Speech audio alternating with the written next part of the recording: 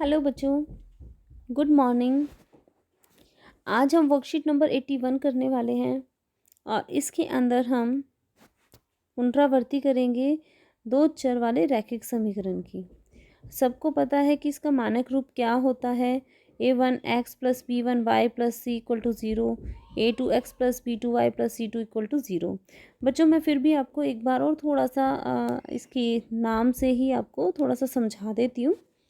सबसे पहले तो आपका ये है कि दो चर कैसे है आपका, क्योंकि देखो एक इक्वेशन देख लीजिए कोई सी भी, इसमें आपका एक x दिख रहा है, एक y दिख रहा है। ये दोनों आपके चर हैं और एक ही समीकरण के अंदर दोनों चर हैं। चाहे आप दोनों में देख लीजिए अलग अलग, दोनों समीकरण में अलग अलग आपके दो ही चर हैं।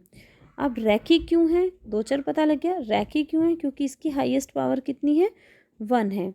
जब किसी भी समीकरण की अगर हाईएस्ट पावर 1 होती है तो वो रैखिक समीकरण कहलाती है और उससे हमेशा एक स्ट्रेट लाइन आती है, चाहे इस तरीके से है या स्ट्रेट का मतलब ये नहीं हो कि बिल्कुल ऐसी होगी, स्ट्रेट का मतलब कि जिग जैग नहीं होगी, बिल्कुल स्ट्रेट। ठीक है, आई थिंक आपको चीज़ क्लियर हो गई होगी। युग्म क्यों है? क्योंकि एक साथ यहाँ पर दो समीकरण पर काम होगा। तो अब आपको इस चैप्टर के नाम से सारा समझ में आ गया कि दो चर वाले रैखिक समीकरण युग्म का मतलब क्या है। तो चलिए, अब आपके ना अगर आपको कही जाए कि आपको दो लाइनें दे दी है, आपको मैच स्टिक दे दिए हैं दो, और आपसे बोला जाए इन मैच स्टिक्स को ना दोनों को एक साथ अरेंज करो, आप कितने तरीके से कर सकते हो। तो आप देखना कि ना आप या तो इस तरीके से अरेंज कर पाएंगे, या पैरेलल होगा, या एक के ऊपर एक होगा। केवल यही तीन तरीके निकल के आते हैं। तो अब इन तीनों का ग्राफिकल रिप्रेजेंटेशन आप इस तरीके से ड्रॉ करेंगे। ठीक है, अब देखिए ये टेबल बच्चों बहुत ही इम्पॉर्टेंट है और ये आपको याद होनी चाहिए। अगर आपको ये याद नहीं है तो आप फिर थोड़ा मुश्किल से ही क्वेश्चंस कर पाएंगे। दूसरी बात, अब मैं आपको इसको याद कराने की भी एक तरीका बताती हूँ, थोड़ा सा ध्यान देना। देखिए, जो ये रेखाओं के प्रकार, अपने पास रेखाओं के प्रकार यहाँ से देखिए, ग्राफिकल रिप्रेजेंटेशन से देखिए आप। पहला क्या है? प्रतिच्छेद कर रही है ना, जैसे यहाँ ब्लू पॉइंट पे यहाँ पे देखो ये प्रतिच्छेद कर रही है, और कितने पॉइंट पर कर रही है? एक पर कर रही है, तो इसके हल भी कितने होंगे? एक ही हल होगा। हल का प्रकार कैसा होगा? संगत होगा, ये याद रखना। अगर हल है तो वो संगत होगा। और स्थिति आपको याद रखनी है कि जब आपका एक ही हल होता है तो आपका जो एक्स, दोनों इक्वेशन के एक्स के गुणांक का जो अनुपात है वो वाई के गुणांकों के अनुपात के बराबर नहीं होगा। तो ये जो बराबर में इक्वल को कट किया हुआ है इस तरीके से, इसका मतलब है not equal to. I think आपको क्लियर हो गया होगा। दूसरी कंडीशन होती है जब वो एक दूसरे के समांतर होती है। समांतर है ना, इस तरीके का दिख रहा है कि जब आप किसी भी बिंदु पर दूरी नाप लीजिए दोनों के बीच में, तो आपका वो इक्वल होगा। ये तो समांतर हो गया। अब ये समांतर है तो इसका हल क्यों नहीं है? क्योंकि आप देखिए, अगर ये दो समांतर है, क्या एक दूसरे को कहीं पर टच कर रही हैं? क्या ये रेखाएं कहीं पर मिल रही हैं? नहीं मिल रही। इसका मतलब ये कहीं पर भी नहीं मिलेंगी। अगर आप इनको आगे भी बढ़ाओगे तो ये समांतर ही रहने वाली हैं, ये नहीं बढ़ेंगी, सॉरी कहीं पर भी नहीं मिलेंगी। और जहाँ अगर नहीं मिलेगी तो उनका कोई कॉमन पॉइंट नहीं होगा, कॉमन पॉइंट नहीं है तो उनका कोई हल नहीं होगा। तो ये चीज़ आपको क्लियर हो गई होगी। और कोई हल नहीं होगा तो वो असंगत है, यानी कि उसकी कोई संगत नहीं है, ऐसे याद रख सकते हैं आप इसको। और उसमें आपका तरीका क्या है? आपका वही x के गुणांकों का अनुपात, y के गुणांकों का अनुपात, ये आपस में बराबर होंगे। लेकिन जो आपकी कांस्टेंट टर्म है, यहाँ पे देखिए, जो आपका अचर पद है C1 और C2, इनका जो अनुपात होगा वो इन दोनों के इक्वल नहीं होगा, नॉट इक्वल टू। ठीक है, ये कंडीशन आपको याद रखनी है। 2-3 बार जब क्वेश्चंस करते हैं तो हमें वो प्रैक्टिस हो जाती है, फिर वो याद रहता है। इसके बाद है संपाती। संपाती का मतलब क्या है? समान पाती, यानी कि आपका एक ही लाइन है और उसके ऊपर आपका एक और लाइन आ रही है सेम उसी पॉइंट पर, यानी कि इनमें कितने सारे कॉमन पॉइंट होंगे। एक जैसे पॉइंट है तभी तो आप ग्राफ पर बिल्कुल सेम एक ही पॉइंट पर दूसरी लाइन का पॉइंट आ रहा है। तो अगर संपाती है, एक के ऊपर एक लाइन आ रही है, तो सारे पॉइंट कॉमन है, जो पहली लाइन के होंगे वही दूसरी लाइन के भी होंगे। उस कंडीशन में तो अनेक हल होंगे, अनेक हल हैं। अगर हल है तो संगत होगा, चाहे एक हल हो या अनेक हल हो, तो संगत हो गया। और कंडीशन क्या है कि आपके तीनों के जो अनुपात है वो आपस में तीनों इक्वल होंगे। इसके बाद रैखिक समीकरण युग्म को हल ज्ञात करने की विधियां। आपकी 3 तरीके की विधियां हैं यहाँ पर, एक तो ग्राफीय, एक प्रतिस्थापन और एक विलोपन। एक और था आपका, है ना, वज्र गुणन विधि, लेकिन वो आपके सिलेबस से हटा दिया गया है इस पर। तो बस अब ये 3 विधियां हैं, इनको देखिए। ग्राफीय विधि आपका क्या है, आपको ना जो 2 इक्वेशन दी होंगी उन दोनों इक्वेशन, जैसे x plus Y is equal to 2x plus Y is equal to 3, जैसे ये दे दी, ये 2 इक्वेशन है। आप क्या करोगे, अब दोनों इक्वेशन के यानी कि x और y के कोई भी 2 हल मान ज्ञात कीजिए। तो यहाँ पर आप x और y के हम मान ज्ञात करेंगे। जब x और y के मान ज्ञात करेंगे फिर हम इनको ग्राफ पर ड्रॉ कर देंगे, और ग्राफ पर ड्रॉ करेंगे, अलग अलग करने पड़ेंगे दोनों इक्वेशंस के, और उनके हल ज्ञात करके ग्राफ ड्रॉ करेंगे। उसके बाद हम ये देखेंगे जो 2 लाइनें हैं वो पैरेलल हैं या इस तरीके से कट कर रही हैं या फिर एक के ऊपर एक है। तो हम पता लग जाएगा कि रेखाओं का प्रकार किस तरीके का होगा, और फिर हम समीकरण को के मान भी हम ज्ञात कर सकते हैं देख कर।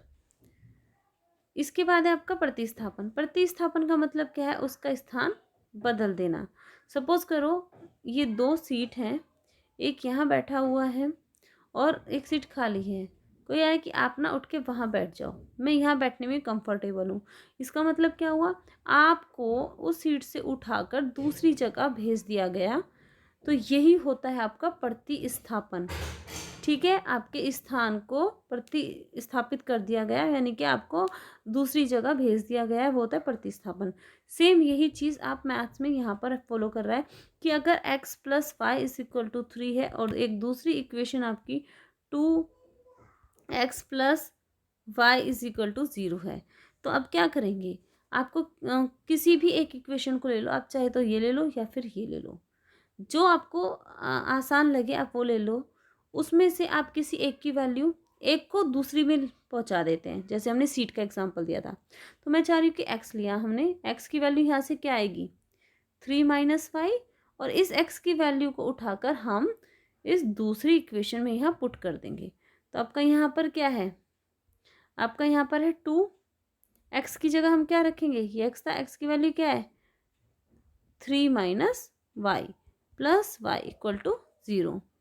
तो अब सोल्व आप करेंगे तो आपका आ जाएगा, जैसे मल्टीप्लाई आप करेंगे तो आपका कैसे आ जाएगा, देखो 2 इंटू 3 6 हो गया, 2 इंटू वाई माइनस 2 वाई और प्लस का वाई इक्वल टू 0। जब आप इसको सॉल्व करेंगे तो आपका 6 माइनस वाई इक्वल टू 0, तो वाई इज इक्वल टू आपकी वैल्यू आ जाएगी 6। तो इस तरीके से अपने वाई की निकाल ली, और y बराबर 6 की वैल्यू या तो आप सम इक्वेशन आप 1 में रख लीजिए या इक्वेशन 2 में रख लीजिए, किसी में भी रख लिए, फिर x की वैल्यू भी आ जाएगी। आई थिंक आपको ये चीज़ समझ में आ गई होगी। बच्चों अगर आपको समझ में आ रहा है तो लाइक करना ना भूलें, और अपने फ्रेंड्स को शेयर ज़रूर करें, और साथ में सब्सक्राइब भी करें, ताकि आपको न्यू अपडेट मिल सके, नए नोटिफिकेशन आपको मिल सके। ठीक है बच्चों, चलिए आई थिंक आपको ये चीज़ें क्लियर हो गई होगी। इसके बाद तो प्रतिस्थापन के बाद आपका आ जाता है विलोपन। विलोपन करना, विलुप्त कर देना, उसको इनविजिबल कर देना, वहाँ से हटा देना, पूरी तरीके से उसको फिनिश कर देना। आई थिंक विलोपन का मतलब आप समझ गए होंगे। जैसे कि आपका क्या है, तो इक्वेशन मैं आपको दे रही हूँ 2x plus Y is equal to 0 and x plus 2y is equal to 1। तो अब देखिए बच्चे, जैसे ये 2 इक्वेशन है, हम क्या करें, विलोपन करने का मतलब क्या होता है, आपको ये देखना होता है जो पहली इक्वेशन या दोनों इक्वेशन है उनके जो चर पद हैं, जैसे x और y, इन दोनों के गुणांक, यानी कि इनमें किस किस की गुणा हो रही है। अगर दोनों में सेम पद की गुणा हो रही है तो हो जाए, हम आराम से उसको कर सकते हैं। लेकिन अगर नहीं हो रही है तो हम उसको सेम करेंगे। सेम कैसे पर करेंगे, हमें ये देखना होगा।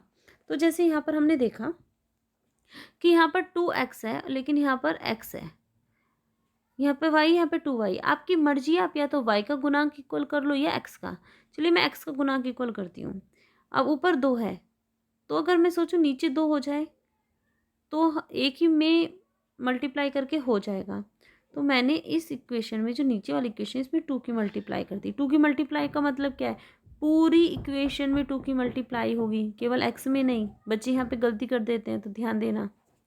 तो देखिए तो क्या हो जाएगा, ऊपर तो 2x है प्लस वाई इक्वल टू 0, मैंने पहली इक्वेशन वापस लिखी है। फिर अब दूसरी की जो मल्टीप्लाई करी, 2 की मल्टीप्लाई x में की 2x, फिर 2 की मल्टीप्लाई यहाँ पर करी 4y इक्वल 1 में मल्टीप्लाई करी 2 की, तो आगे 2 1 में भी होगी, ये नहीं है कि इक्वल से पहले ही होगी। अब देखिए अब ये दोनों सेम हो गए, ये भी x का गुणांक 2 है, यहाँ पर भी x का गुणांक 2 है, यहाँ y है, यहाँ पर 4y है। अब हमें क्या करना है, यहाँ पर आप देखिए ऐसे तो माइनस हो नहीं सकता, तो हम क्या करते हैं इनको, मतलब ये जुड़ेंगे तो हमें साइन एक जैसे हैं तो कट नहीं सकता, विलुप्त हो ही नहीं सकता, तो हम पहले इसको माइनस कर लेते हैं। तो माइनस के लिए हम इनके साइन बदल देते हैं, तो जो अब हमने साइन लगाए हैं वही माने जाएंगे।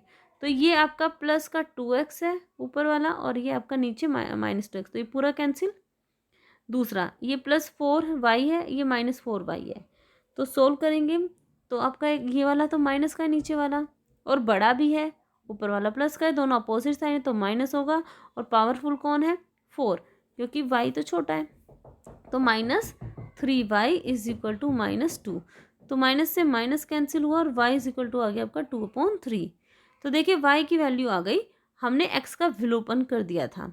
अब y की वैल्यू को आप जो आपको इक्वेशन दी गई थी उनमें से किसी एक में रख दीजिए, तो x की वैल्यू भी आ जाएगी। तो आई थिंक आपको विलोपन विधि भी समझ में आ गई होगी। तो चलिए अब आपका जो प्रैक्टिस के क्वेश्चंस दिए हुए हैं यहाँ पर देखिए, पहला क्वेश्चन दिया हुआ है जैसे आपका, यदि x is equal to 3m + 1 y is equal to 4 समीकरण 2x + y के हल हैं, तो m की वैल्यू ज्ञात करनी है। समझ आया? अगर आपका तो जो इस समीकरण के हल है, अगर 2x + y = 3 इस समीकरण के हल हैं, तो देखिए हमें m की वैल्यू ज्ञात करनी है। तो सबसे पहले हम क्या करें, हमारे पास सबसे अच्छा आइडिया यही है कि हम पहले जो y की वैल्यू दी हुई है ना वो रख देते हैं इसमें। तो y की वैल्यू है 4, तो 2x + 4 = 3, 2x = 4 इधर आएगा, तो 3 - 4 यानी कि -1, x की वैल्यू आ जाएगी -1/2। अब आपको पता लग गया कि x की वैल्यू कितनी है, -1/2।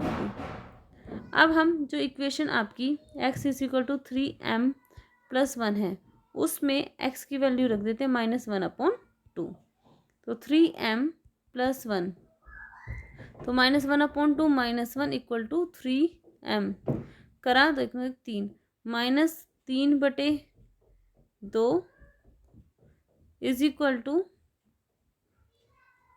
3m, 3 से 3 कट गया, तो m की वैल्यू आ जाएगी आपकी -1/2। आई थिंक आपको क्लियर हो गया होगा। तो दिस इज़ योर आंसर। इस तरीके से बच्चों अगर हम करेंगे तो बहुत लंबी वीडियो बन जाएगी, और ये इतने मुश्किल नहीं है, आप क्वेश्चंस कर सकते हैं।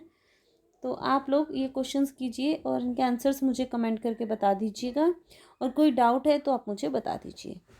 उम्मीद करती हूँ आपको समझ आया होगा। बच्चों सब्सक्राइब ज़रूर करें। थैंक यू बच्चों।